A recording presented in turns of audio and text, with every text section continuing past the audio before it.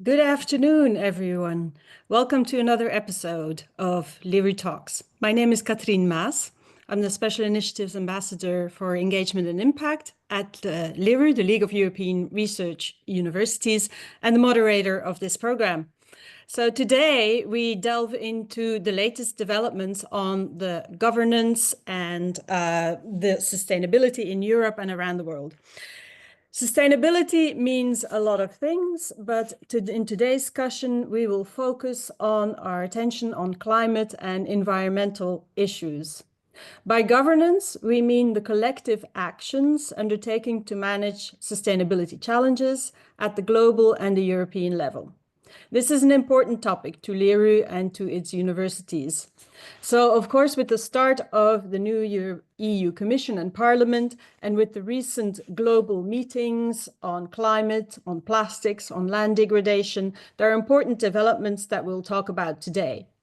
With LERU Talks, we aim to bring the academic and the policy worlds closer together by having an academic expert from a LERU university and an expert from the policy world engage with each other. So I'm very pleased to introduce my guests today, Veronika Hunt Šafránková. She is the head of the Brussels office of UNEP, the United Nations Environment Programme. And not only does Veronika have many, many years of experience in the field of international environmental affairs, she has also worked in academia, which we like, of course, namely at the Charles University in Prague.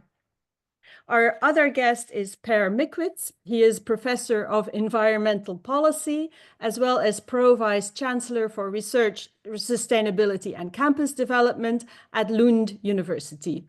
Per is also Lund's representative on LERU's Sustainability Policy Group. So welcome to you both, and also a warm welcome to our online audience because we are broadcasting live today. After the conversation with our guests, there will be about 20 minutes for questions from the audience.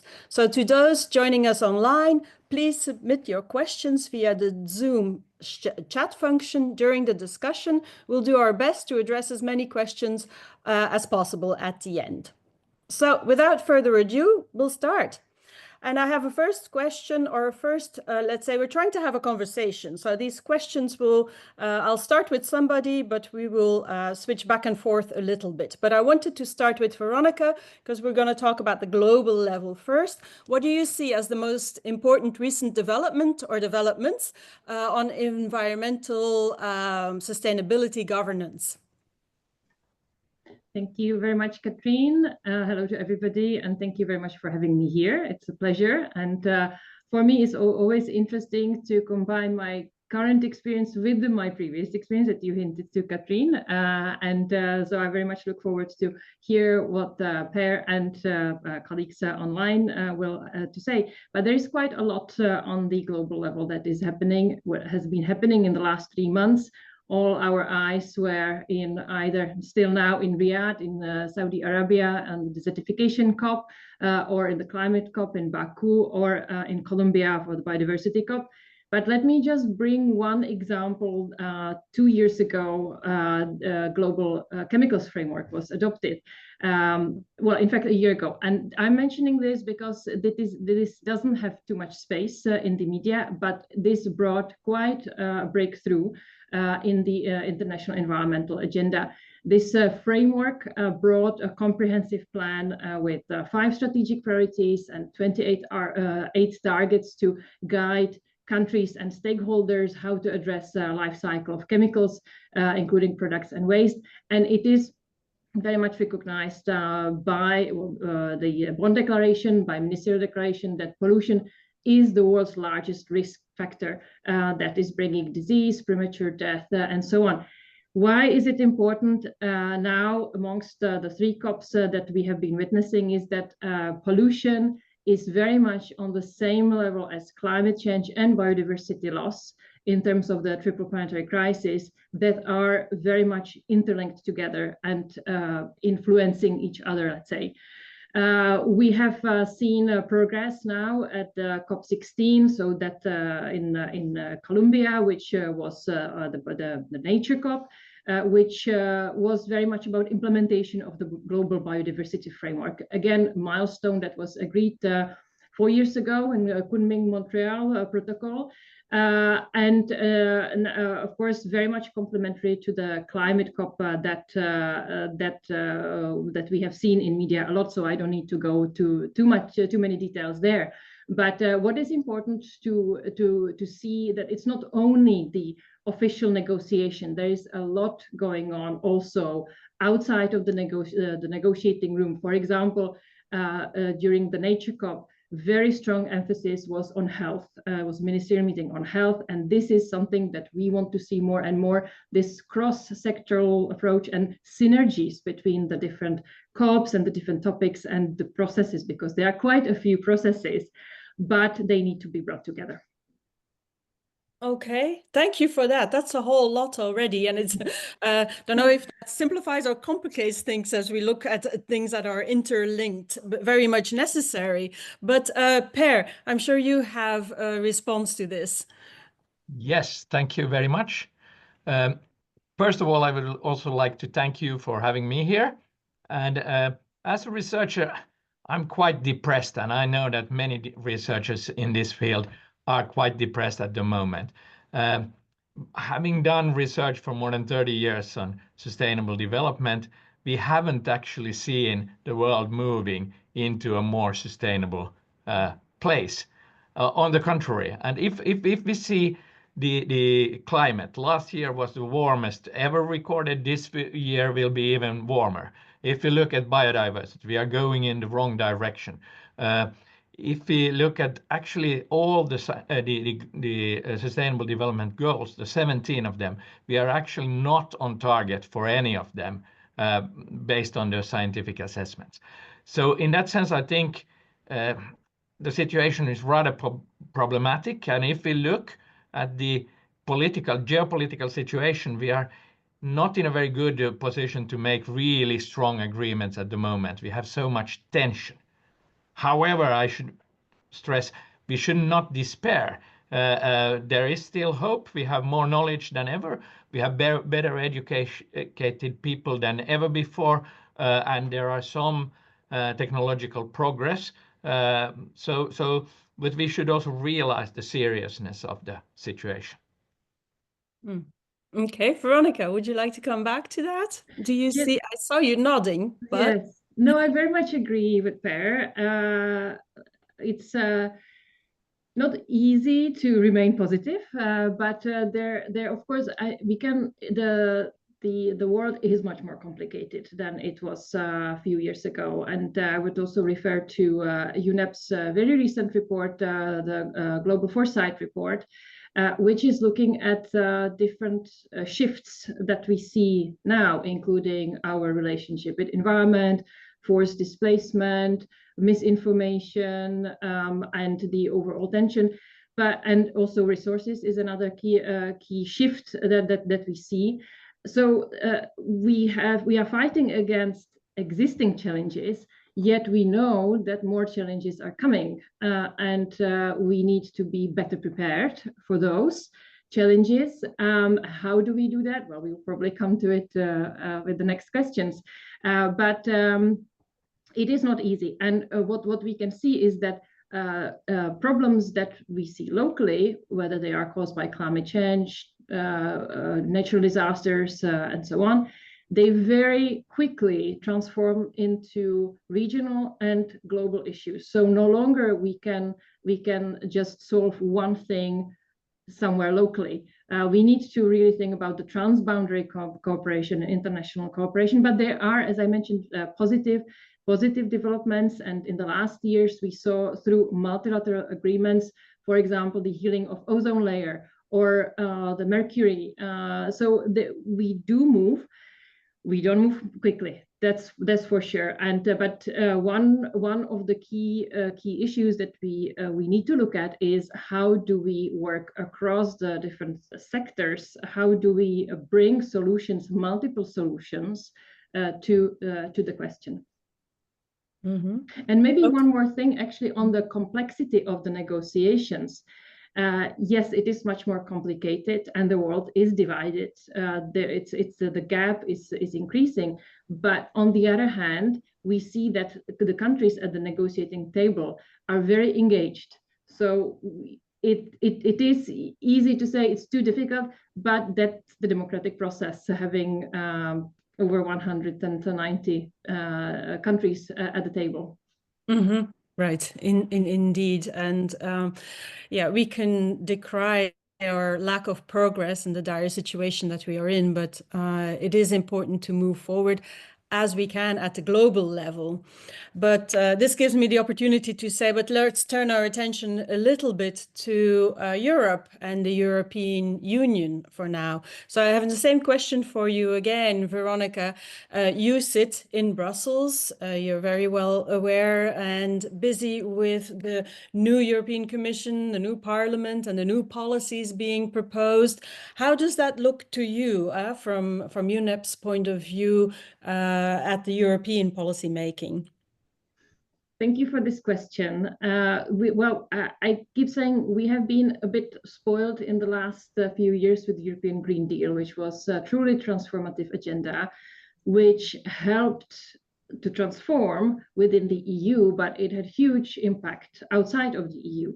So we are very much hoping that the ethos of the Green Deal will continue. And now it's the question of implementation, because most of the legislative proposals have been introduced during the last mandate. So it is about how does it work in practice now. And we do hope that it will, because each transformation process takes time. We will not make change with the Green Deal, for example, over the last couple of years. We need to give it a bit of time. But looking at the political priorities for the next mandate, which are very much focused on the clean industrial deal, the increase of competitiveness and the economical angle, it doesn't need to go in separate ways. In fact, it has to go hand in hand. I mean, the legacy of the Green Deal needs to remain and needs to complement to the clean industrial deal. We will see how the new political mandate, the European Commission, the Council, and the Parliament, how they will bring it together. But I will come back to what I said, that the cooperation across the sectors will be key. So, for example, we know that one of the priorities will be the water resilience topic. And here I would add the numbers that we all know, that 72% of all freshwater withdrawals are used by agriculture. 16% are used by industries and 12% by municipalities. So we need to look at the different sectors, how agriculture will be incorporated in the water resilience, and vice versa, how environment will be present in the new agricultural vision. And that goes also for the other sectors, for the industrial deal, how the industrial deal will be taken to adopt zero pollution, toxic-free, social, equitable, and decarbonized approach to the industry. And we are ready to be part of the discussion.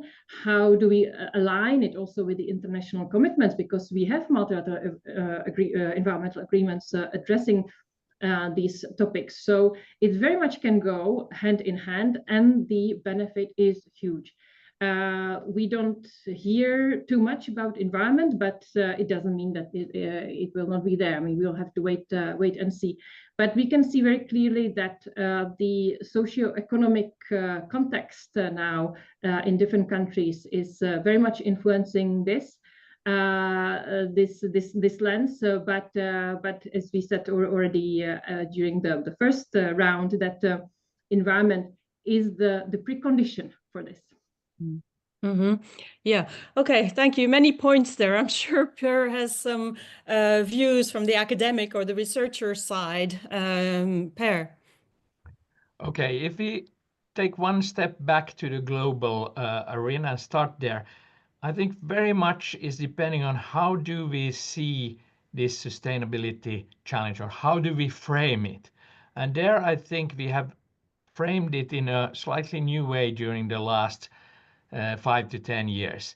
And I think it's very much symbolized by the report by the Global Resource Panel, which shows that actually what is behind climate change, the climate change challenge, biodiversity challenge, but also many of the other sustainability challenges is actually how our production and consumption systems are organized.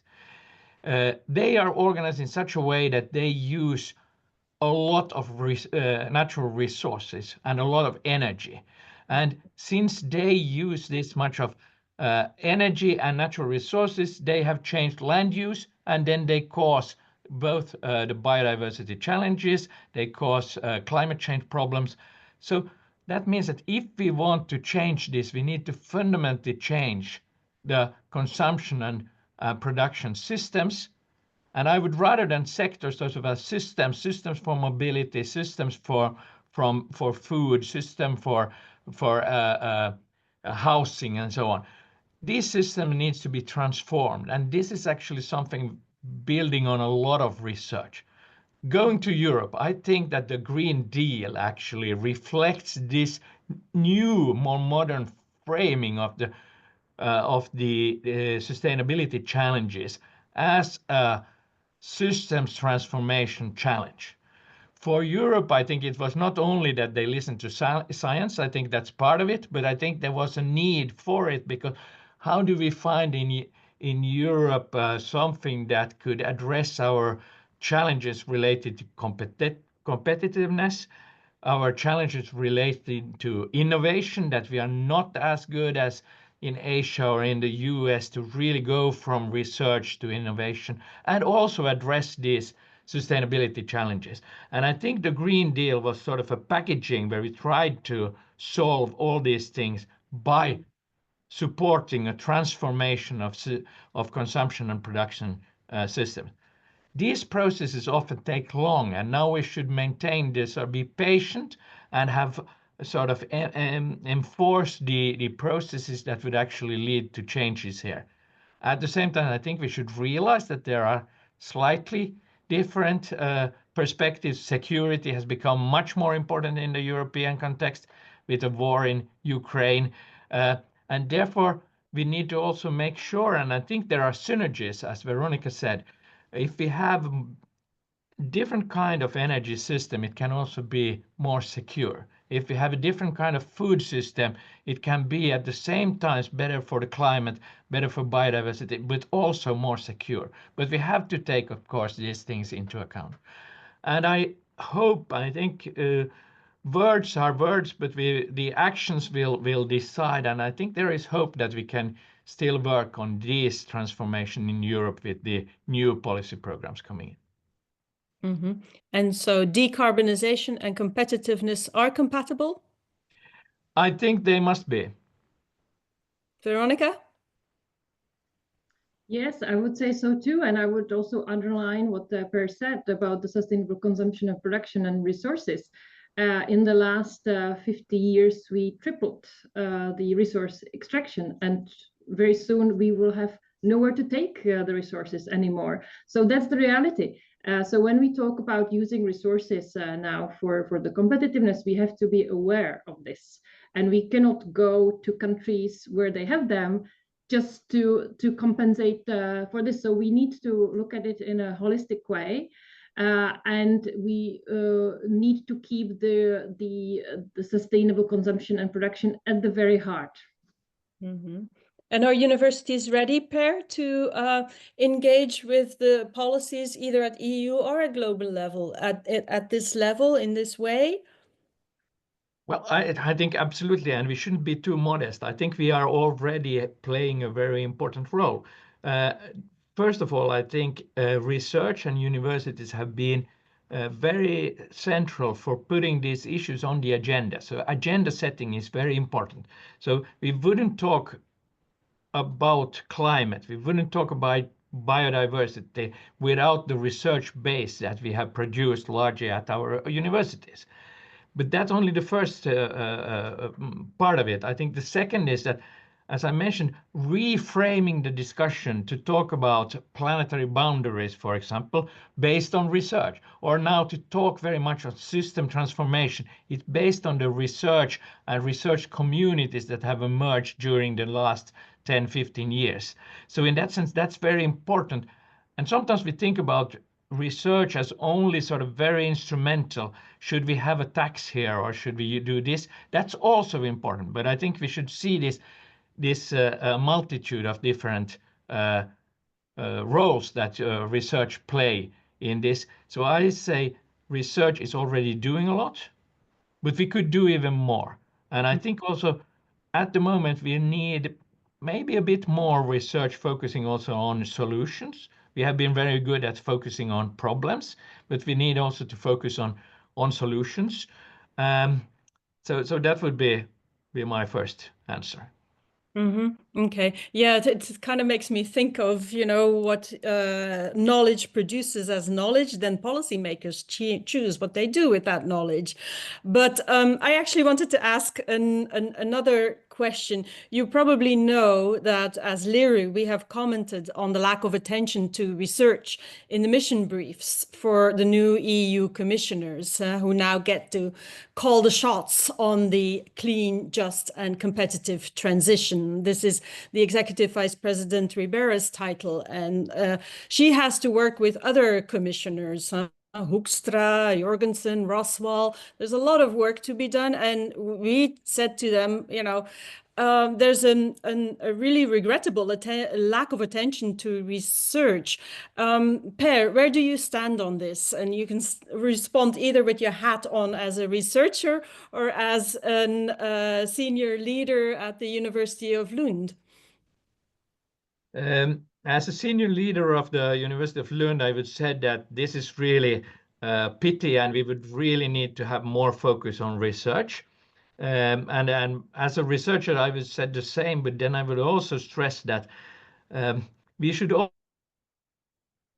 be aware that the present unsustainable system of consumption and production has been very much built on research that we have produced.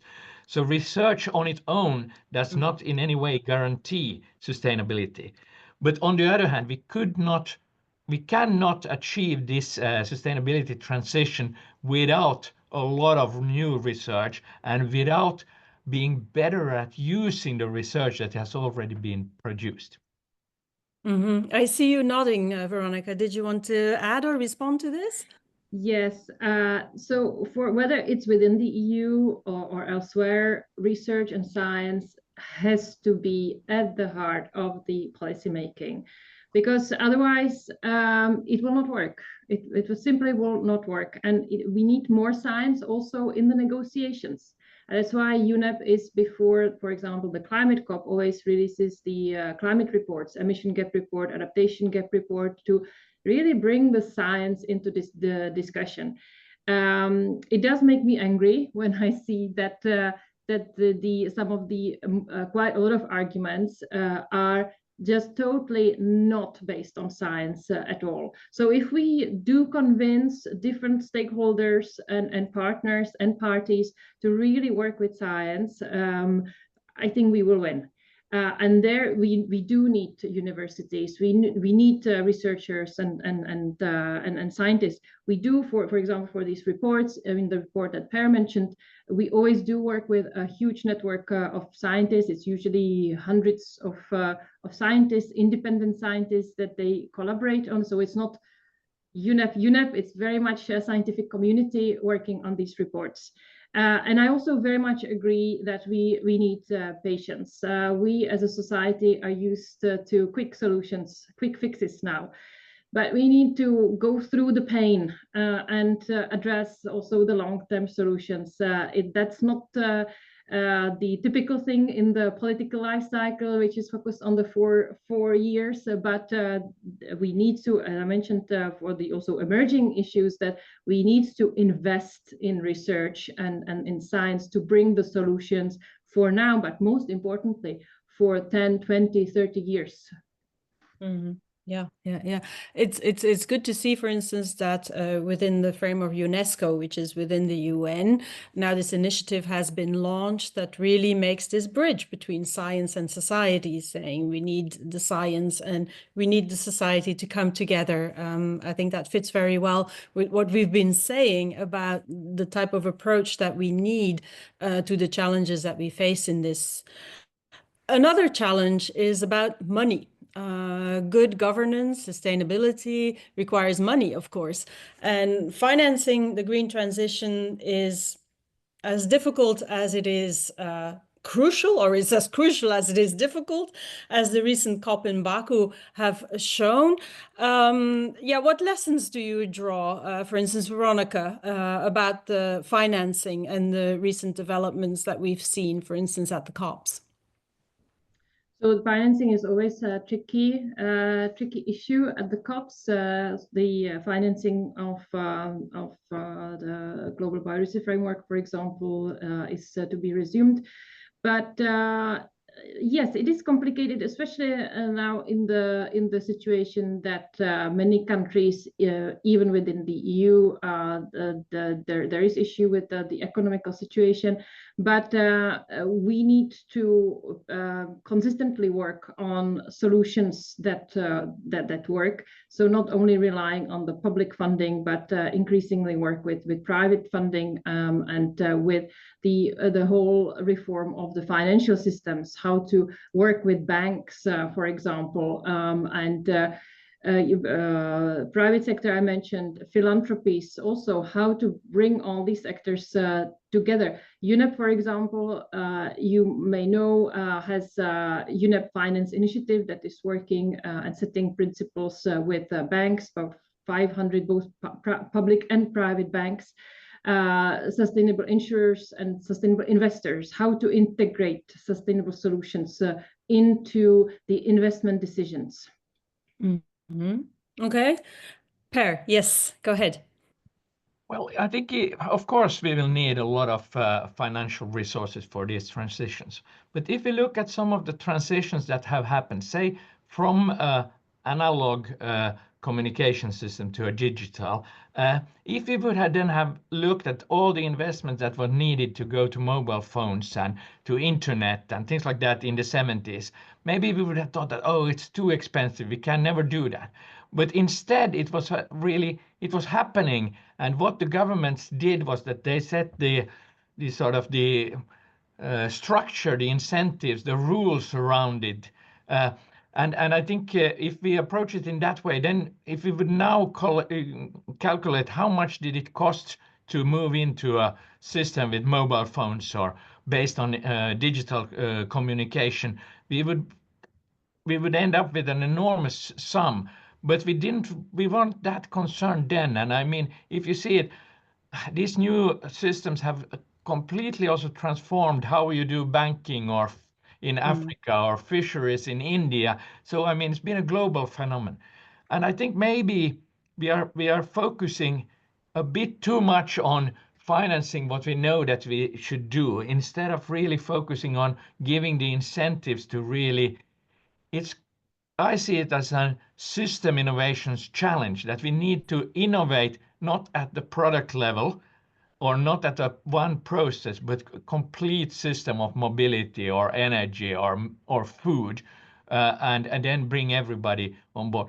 Still, of course, it's important to have finance in and to have the resources for these investments. But I agree with Veronika, the majority of it will have to come from the private sector. Okay.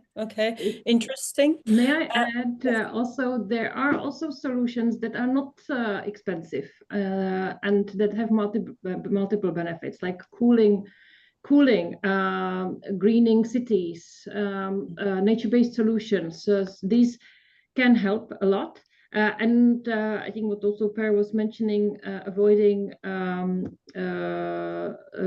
subsidies, for example, to fossil fuels or harmful subsidies. If we look at revise some of these very obvious things, there can be benefit quite quickly. But also what we need to talk about is that, yes, we need to invest a lot to mitigate, to adapt to climate change, but the more we invest now, the less we will have to invest when we have to recover the costs for the damages. Also huge costs to health system, for example, where I mentioned the numbers for the air pollution.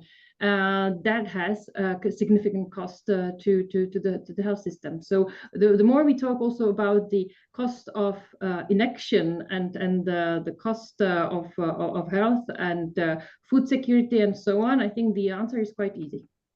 Mm-hmm.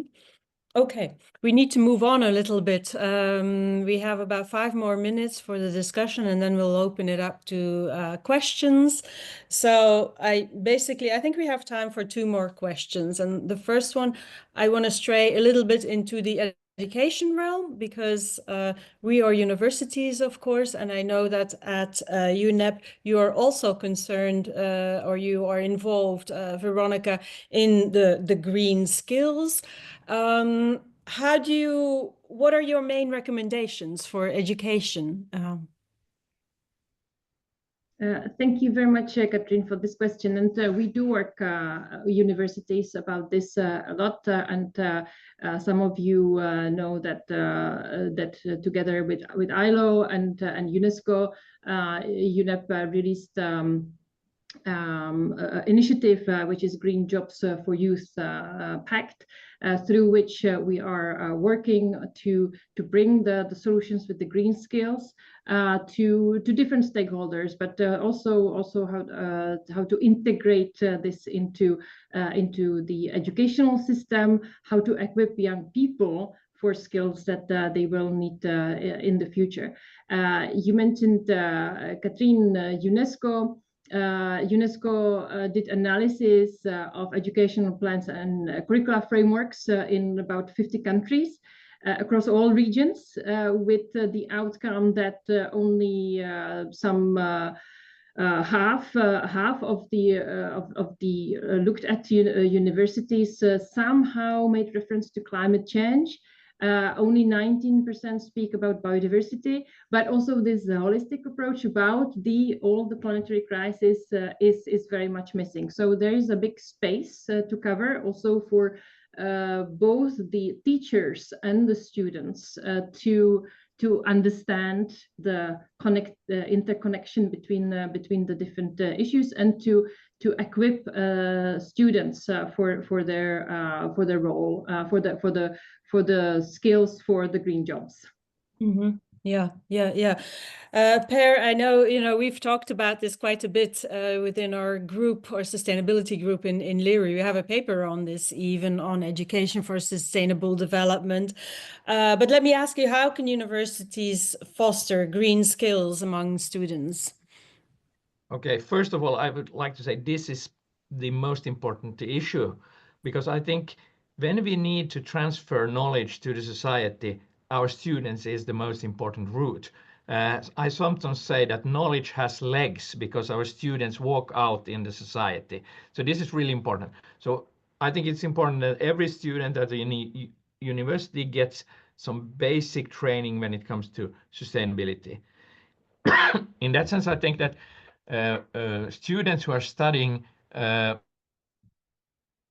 social sciences, economics, law, they should have some basic understanding of the natural science processes behind climate, biodiversity, at least know the concepts. But on the other hand, students who study natural sciences, medicine, engineering, they need to have some understanding of policymaking, governance, how are responsibilities divided, but also about distributional issues. How are the costs and benefits of different actions distributed between different groups or geographically, and how do these links to the main processes behind these challenges? Mm-hmm. Okay. Would you like to add an example of how you do this at Lund? Well, we do it in many ways. Of one hand, there is a requirement that all education should have sustainability integrated in so that's one. The other example is to take more of these new short courses that you can then integrate as blocks or modules in different kinds of education, focusing on climate or on human rights, to take two very different, which then teachers in different faculties can integrate into the different ongoing programs and courses. Mm-hmm. Okay. If you allow me, Veronika, we will move on a little bit because we are running a bit out of time. As a sort of final question before we go to audience questions, I would like to ask you about the future. How should sustainability governance evolve in the future in your view, whether that's EU, European, global? Per, can I start with you? Okay, I think the focus should be on transformation of these key systems, consumption production systems. In order to do that, we need to destabilize the present system, so remove support in subsidies and others to fossil-based industries and consumption patterns. We should do experimentation and learning from them and give incentives. And here we need international agreements to give broad incentives to act smart in a climate way, to protect biodiversity. We should have this just transition is really important. We should really look at and study more in detail, but also take action to support those who are affected, those regions and those places, but not to support the old polluting industries, but to support the people who are today getting their livelihood from these industries. Okay. Veronika, I see you nodding. Would you like to add? Yes, well, it would seem that we synchronized ourselves with Per, but because I'll be speaking very much in the same way. But so on top of my list is solidarity. We do have to have this in our minds in the EU, in the other regions. And whilst EU is now going through the political transition, it's important that there remains the support of countries that are vulnerable in the fragile context, and also in their transition, because that's important. You might remember that Secretary General of the UN very recently launched 6 transitions that are in the support of implementation of Sustainable Development Goals. And it's very much in there. And by the way, nature is amongst the 6 transitions. How do we restore the relationship with nature, which is preconditioned then for the well-being? So this is very important element. And have like new social pact that is also referred to in the Summit of the Future that was this autumn. How do we transform our vision of the world with the center on there is a very, very big focus on science, on research also. And how do we go beyond the perception of this unlimited growth beyond the GDP, that we need to focus, of course, on the well-being, but we need to restore our values so that we have resilient and prosperous planet. Okay, good. That's a mouthful. That already, from both of you, it already sounds a little bit as my next question, which is going to be the next and final question. Any concluding or final remarks before we go to the discussion questions? Is there anything else that is lying at the front of your mind that you wanted to get to voice? Do you want me to go first? Go ahead. Okay. I mean, I started with saying that we live in depressing times, but I don't think we should be depressed. We should also see the progress that we are doing. And I mean, if you look at energy, for example, solar and wind are really competitive now when it comes to price. They are in most places the cheapest forms of energy. When it comes to electrification of the mobility system, we are moving quite fast now in many areas. So we should recognize that there are also areas where we make progress. We should accelerate those progress, and then we should focus on those areas where we still have a lot of challenges. And we should realize that even if sometimes the progress at the international level is slower than we would wish for, we still have this. We go in the right directions, and a lot is happening locally, nationally, and in some regions. And I hope EU will still be able to lead some of these developments. Okay. Yeah, Veronika? Yeah, again, very much in full agreement with Per. I also would look at it from the positive angle. There are significant changes, and there is progress, and there is a lot happening in other regions. So I think there is we have to embrace that, and we need to perhaps talk more about what goes well and the solutions. I think Per mentioned that earlier on. Some best practices, share that more in a positive way. We do try that nowadays with our reports, also to provide recommendations to different stakeholders, but we need to do that more and more. If I may say about the role of universities, very much two sides of that. First, with the research and science and innovations, of course, to help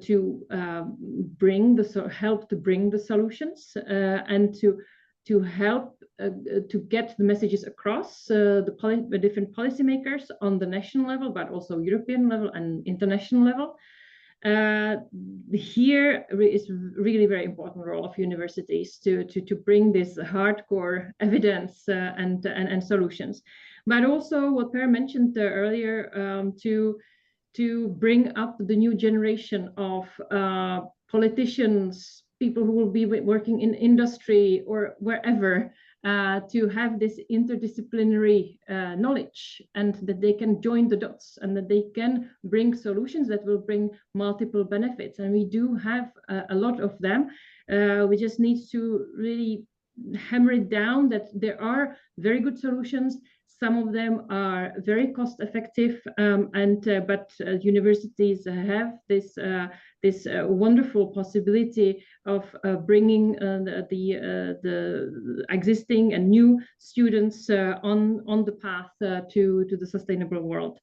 We talk about how we transform economy, how we transform industry, but I very much agree that it also starts with individual actions. And we see how many people use large SUVs, for example. I mean, if there will not be demand, and if we will be a little bit more modest as society, I think that's probably the final message.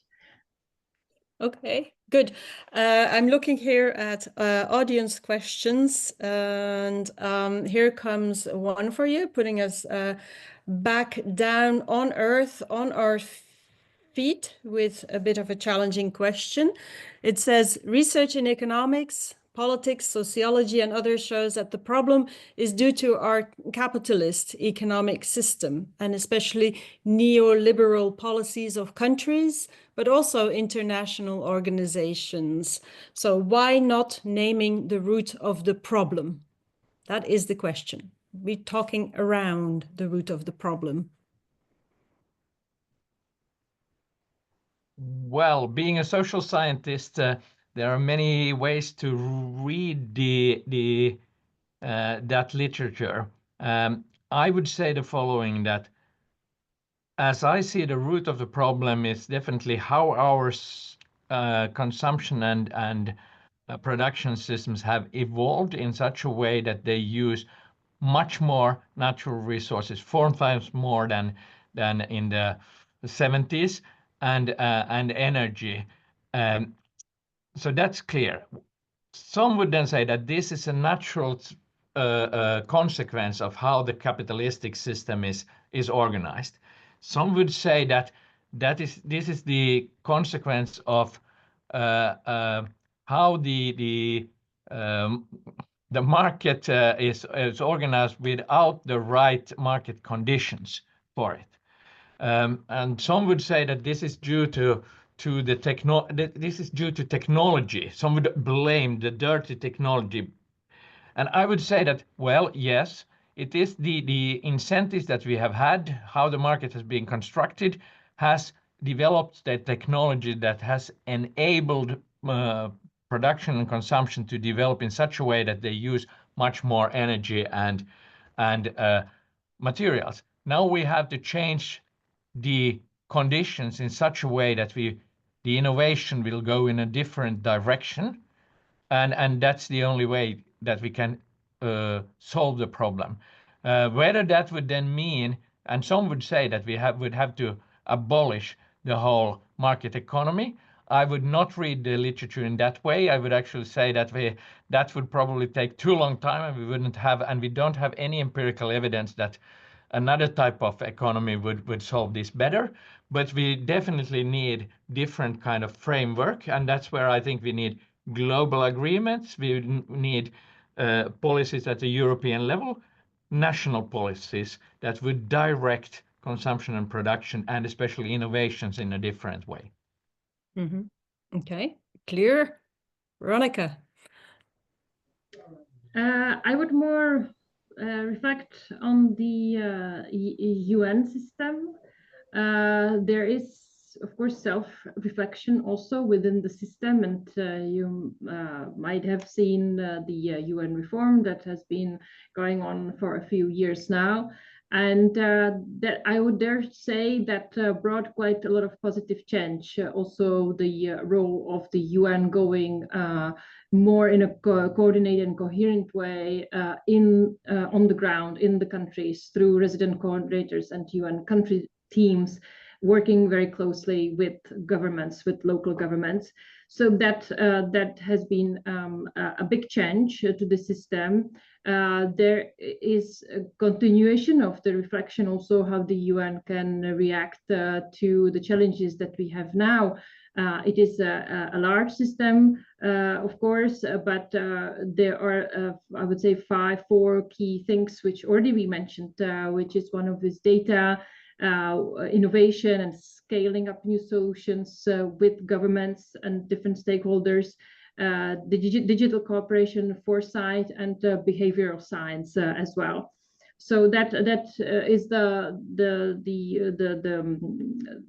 thinking, the internal forward thinking, how to address better. Of course, there's still lots of room for improvement, how to make internally the system more efficient, but there are things that are in motion already. And as for the negotiations, also we have to be reminded that the system is as effective as member states are. So the different COPs, it's very much how countries cooperate together. We said at the beginning, it's at the moment a very fragile world that we are living in, with the different perceptions and different views.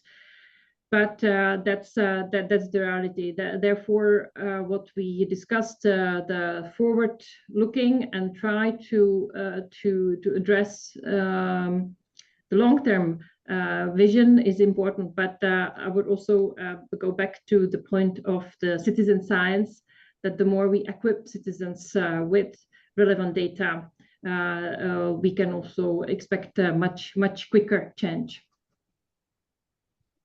Okay, let's move on to a next question, if I may. This is a question about universities. So, Per, primarily addressed to you, I think.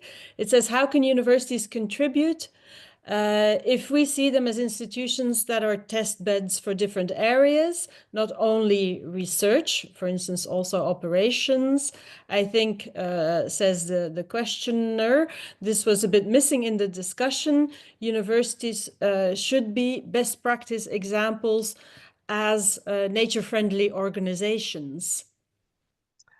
This is a very important question. I think if we focus on the role of universities for sustainability, we look at sustainability in research, we look at sustainability in education, but we also have to look at us as organizations. We are big employers, and with also the students, we have a lot of people here. We buy a lot of stuff, we consume, we use, we have big buildings, and so on. So we need to also take this into account. Often we focus only on what is the climate impact of what we do, and we should reduce the climate impact of what we do. That's important, but we should at the same time, as exactly as in the question, also be a test bed of new practices, new technologies, and also new social practices. Let me take a good example, a fun example from Lund. One of my duties this autumn was that I had the privilege to open up in a ceremony a new toilet, and that's not often as a pro-vice chancellor you get this chance. But this was a toilet that is completely based on rainwater, saving a lot of water, and with the new technology, it doesn't need any additional energy in it, and it has new kinds of filters and things like that. This is an example where we use the space that we have to test new technologies, linking it to our education and our research. Well, one toilet, you would say that's quite a small thing, but that could be a bigger thing, a lot of toilets. And I think it's a very specific example that you will probably remember. And I think in many different areas, we should have these kind of things going on. So we have a special fund for supporting innovation actions by students and staff, where we can be the test bed for different new both practices, social practices, and technologies. And in this case, it looked like an ordinary toilet, and when you use it, it's a normal practice, but it's a completely new technology. Okay, I guess that helped to land you, what was it, 3rd place in the sustainability rankings recently. Congratulations, by the way. Yes, thank you very much. That was earlier on Tuesday this week, then when QS ranked all the universities in the world, and we came 3rd out of 1,743 universities. So we are very pleased with that. Yeah, and obviously a job well done. Congratulations on that. Veronika, do you have a take on this? No, absolutely agree. And UNEP has been working with universities on this angle too. We had a book, we still have a booklet, a little book of green nudges for universities. So how to also green the campus. I'm sure that some universities are connected, that are connected now, are participating in this. So it can be small things, but it can be, as Per said, innovative solution, but something on the campus, whether it's energy efficiency or reduction of food waste or transport and so on. So universities really are important test cases, and both for the academic staff, but also for the student base, which is huge. And the universities are like cities within cities. It's a huge influential hub. So that makes a lot of difference. So we would be very happy to work with the university world, even more so to promote these best practices. Okay, great. Yeah, we've, as you said, universities procure a lot of services. And in that respect, we've done some work on procurement, which is out on our website if people want to go and find it. But also looking at it in the EU context, procurement at the European level is something which can help steer companies and also organizations like universities in the right direction. And the revision of the procurement directive, which is probably going to happen in this legislature, is something that we are looking to see what will happen there. I have another question for you. We have about 3-4 minutes for this, but it is on evaluation and assessing progress. So really coming back to the governance issue, we are, of course, as you said, not on target, not on course for hitting the various goals and targets that we've set, neither at the global nor at the European level. Not when you look at it at climate and environment and such, or the broader well-being, SDG goals, and so on. There are many targets, they keep changing. There are many evaluation devices, reporting devices, measuring different things. So I think, where do you think we should be heading from an evaluation point of view on global governance, European government, sustainability? Per looks poised to answer, so please go ahead. It's actually your specialty also, right? Evaluation? It is, and I actually, together with some colleagues, we published a paper in the journal Evaluation about this in 2021. So it was about evaluation of sustainability transitions. So and it argued for many things, but one, that we need to have a transdisciplinary perspective on it. We need to have a systems perspective and not just look at single issues. And then one, I think, is more controversial thing, that instead of looking at just at how far or near the target are we at this specific moment, we need to have some sort of theory of change for this process of transformation that we can relate the evaluation to, and then to see that, well, it's better that it would be better if we had achieved less of a reduction of the emissions from the traffic system if it's based on really transforming it, bringing new kind of technologies and mobility patterns, than if it just a bit more, but it's just based on more efficiency of the fossil fuel cars. So to make that, so in a systems perspective, a long-term perspective, using many different disciplines together and based on a theory of change, of transformation. That would be my recipe for an evaluation. Mm-hmm. And the way I read it, that also calls for research into these areas. We don't know enough about how we're going to do, how we should do this. No, absolutely, absolutely. And then the evaluation needs to sort of build on research much more than often. Mm-hmm. Okay, Veronika, would you like to respond? I don't have much to add to that. Maybe just to say that through the evaluation, whether it's a global process or a European policy or national policy, we should not shy away from learning from mistakes, what worked and what didn't work, and break down the silos. They exist. Even within the university context, with the national context and international context, of course, too. So how to bring more solutions through synergies and understanding the synergies. Okay. It is 2 minutes to 3 in Belgium here. I think we need to start thinking about rounding off the discussion. Before I close, I'd like to give both speakers a last opportunity again to say, is there anything else that you wanted to get said today, points that you want to pick up again before we close?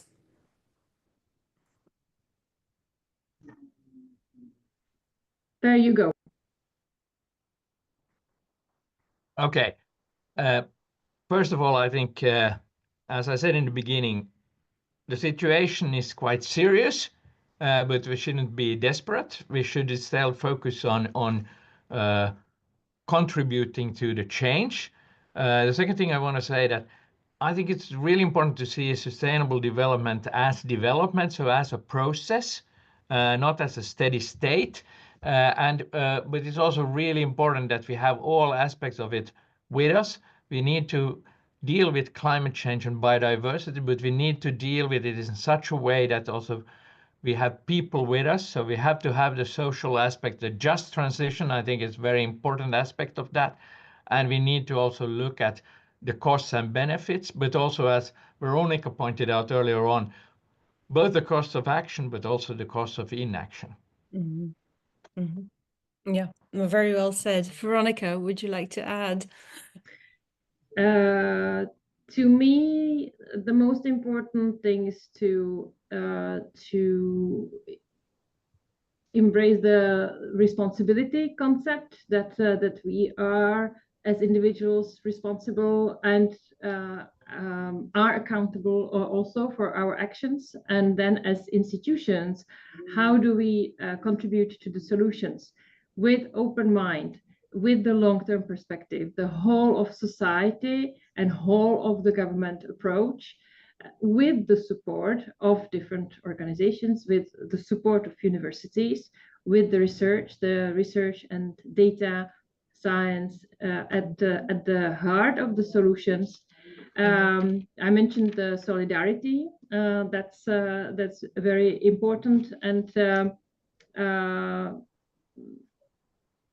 come with the solutions that are very much in the sustainable development ethos, with environmental, economic, and social dimension all at the same time. Very often one or another drops out, but it does work only as we take it as the whole concept. And I couldn't agree more with Per that we need to be patient. We will not change it. We would like to change it, of course, quicker, but we need to invest efforts and also emotions into the transformative change, but we should not give up on it. We are making progress. There are only 5 more years to the Agenda 2030, and we are not on track. But the more we should take it from the positive angle that we need to push for the solutions to take place, and whether it's private sector, public sector, university, or international organization, we are all in it together, and we have to listen to each other more than we are, and that's I think would be my final sentence. Mm-hmm. Yeah, it's a very nice thought to conclude.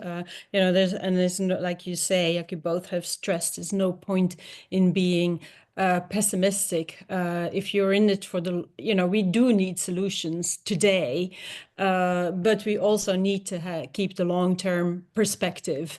If we are going to be positive and affect real change, we need to be able to think long-term as well. So many different, very interesting insights. I'm not going to try and summarize them all. We are also out of time. I hope everybody who has joined us online has also enjoyed the discussion between my 2 fantastic speakers, Per and Veronika. I would say many thanks to you. You have been fantastic. Thank you for sharing your views, your insights, the lively discussion with each other. And also to our viewers, I want to say thank you for being here. Thank you for your questions. You can also watch this episode will come online on the LERU YouTube channel in a day or 2. And that's also where other LERU YouTube films, such as previous episodes of this LERU Talks, you are able to watch. Thanks to my colleagues also, Bart, Esther, Yasmin, for doing all the legwork behind the scenes and making this possible. So with that, I would like to say goodbye and see you next time at LERU Talks. Thank you very much. Bye-bye. Bye-bye. Thank you. Bye-bye.